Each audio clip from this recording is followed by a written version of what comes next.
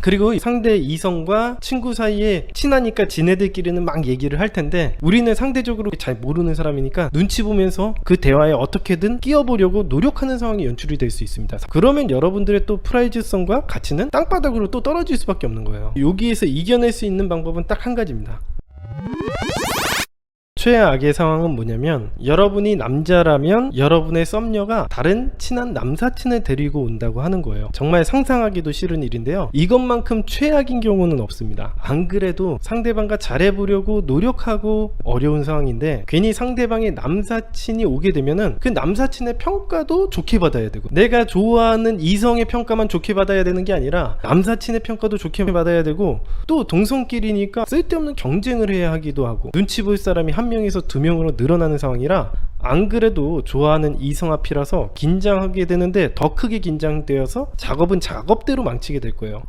나는 어떻게 해야 되지? 대화의 테크트리는 요쯤에서 타야 되는데 어떻게 지금 진행해도 될까? 여러분들 아마 한 명이 있는 상황에서 대화의 테크트리를 진행하는 것도 어려운데 두 명이 있는 상황에서 과연 대화의 테크트리를 진행할 수 있을까? 여러분들 아마 경험이 없으신 분들이라면 굉장히 어렵겠죠. 따라서 여러분들이 엄청나게 고수가 아닌 이상은 첫 데이트부터 썸녀와 썸남 친구들과 함께하는 것은 좋지 못합니다. 두 번째 이유로 넘어가 보도록 할게요. 두 번째 이유로는요, 다른 친구와 약속이 겹쳐서 어쩔 수 없이 그렇게 제안한 거일 수도 있어요. 다른 약속이 있었던 걸 깜빡하고 여러분과 만나고 싶었던 거예요. 그래서 어쩔 수 없이 같이 만날 수 없냐고 제안했을 가능성도 있습니다. 그리고 세 번째는 상대방은 여러분을 제대로 된 남자인지 혹은 여자인지를 친구들에게 검증받고 싶어서일 수도 있어요. 이건 남자들은 이런 행동 진짜 잘 안 하는데 여자들은 이런 행동 종종 합니다. 정말 이걸 만나도 되는 남자인지를 헷갈리는 거예요. 자기 스스로 생각하기에는 얘가 괜찮은 남자인 것 같은데 정말 만나도 되는 남자인가? 라는 걸 스스로가 헷갈리다 보면은 친구를 통해서 확인받아 보려는 행동 태도를 보일 수 있거든요. 테스트를 해보려고 할 수가 있는 거예요. 여기서 중요한 건 뭐냐면, 두 번째 이유든 세 번째 이유든 간에 이 미루코가 대처법을 알려드리자면, 여러분들이 엄청난 고수가 아닌 이상에서는 이런 데이트를 하는 걸 비추한다는 거죠. 왜 그러냐면, 본인이 원하든 원하지 않던 간에 상대방은 여러분들을 테스트를 할 수밖에 없을 거예요. 그러니까 여러분들을 선의로 다른 친구들과 약속이 겹쳐서 어쩔 수 없이 만나게 되었다고 하더라도 친구들과 대화를 하고 어떻게 사회적으로 행동하는지 또다시 평가를 받게 되는 상황이 연출이 될 수 있다는 거예요. 즉, 여러분들은 의도치 않게 여러분들이 좋아하는 썸녀나 썸남의 마음을 뺏는 거에만 집중해도 모자른데 다른 친구의 평가도 조심해야 되는 상황은 어쩔 수 없이 연출이 된다 이겁니다. 면접관이 여러 명이 앉아 있는데 그 앞에서 평가를 받는 게 얼마나 어려운 일이겠어요. 한 명을 설득하는데도 어려운데 말이죠. 여러분들은 썸녀나 썸남의 친구들을 잘 모르는 상태이기도 하죠. 또 하면 안 되는 이유가, 썸녀나 썸남의 친구들을 잘 모르는 상태이기 때문에 여러분들은 억지로 별로 알고 싶지도 않은 사람이랑 친해져야 한다는 불편함을 겪을 수도 있고, 그걸 태도로 나타날 수도 있는 겁니다. 자, 그리고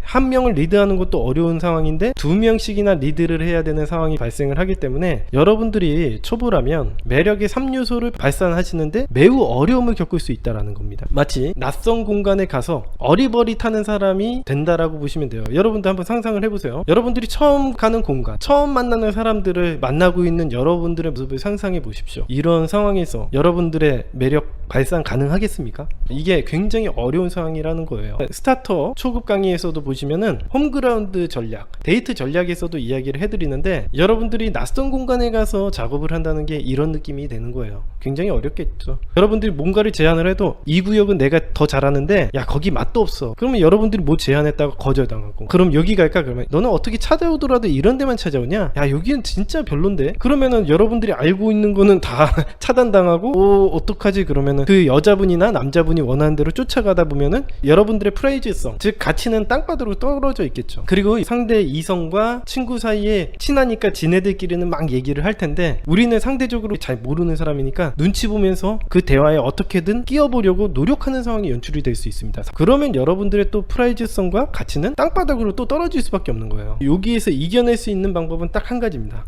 거기에 불려가더라도 여러분들이 대접받는다라고 생각을 할 수 있는 고수의 바이브가 뿜어져 나와야 되거든요. 애초에부터 메타프레임이 확고하고 여러분들이 고수의 바이브가 뿜뿜해서 뿜어져 나오면 이걸 이겨낼 수 있습니다. 야 나는 당연히 대접받아야 되는 사람이야 라고 해서 상대방이 나를 마음에 들지 않아도 괜찮다라는 생각을 가질 수 있을 정도의 그런 대범함이 있으면은 이걸 이겨낼 수 있겠지만은 눈치를 보고 어떻게 해서든 대화에 끼려고 기웃대고 노력하는 여러분들의 태도가 나타날 거기 때문에 제가 아까 전부터 계속 이야기해드렸다시피 여러분들이 엄청난 고수가 아닌 이상 요 작업을 이겨내기가 쉽지 않을 것이다 라고 이야기해드릴 수 있습니다.